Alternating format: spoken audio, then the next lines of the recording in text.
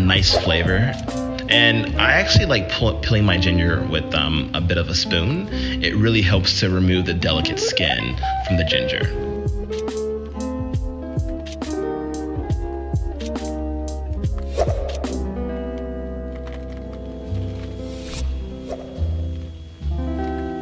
And also I'm gonna preheat the oven to 410 so we can already get that nice flavor and get everything roasted nicely for the meatballs. Now we're gonna transition to moving on to peeling some garlic. And for me, I put garlic in everything. It's great for your skin. The flavor is amazing. There's a great aromatic flavor. And he's gonna crush that and peel it and then chop it nicely. And don't forget your cleanup. Okay, so now we're gonna move on to adding a little bit of pepper to the meatballs. So I'm gonna actually add that to the meat and then also add a little bit of honey for flavor.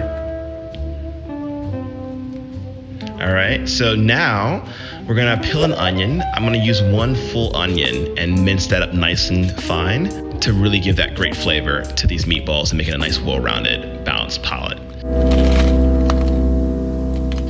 And also, a little bit of kale is a secret ingredient to add a little bit of greenery there. Also, we're gonna have some peppers. So I'm gonna chop up some sweet bell peppers. And I gotta massage that meat nice and tender. That's turkey, ground beef, and pork sausage. All right. So now I'm gonna cut some green onions. And also we're gonna add some basil and that kale to get that green goodness going. I'm gonna put that all in the food processor and add a little bit of some fresh squeezed lemon juice. Lemon makes everything better. Adds a little bit of that tang. And then we're gonna spin that in the food processor and get it nice and finely, some good texture.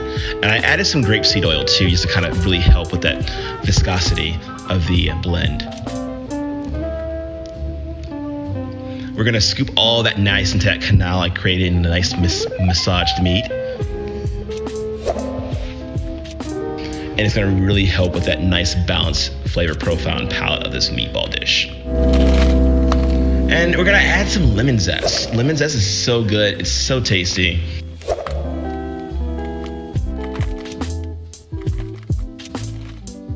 Okay, now we're gonna put some onions and some bell peppers and some kick of spice with those jalapenos in the food processor.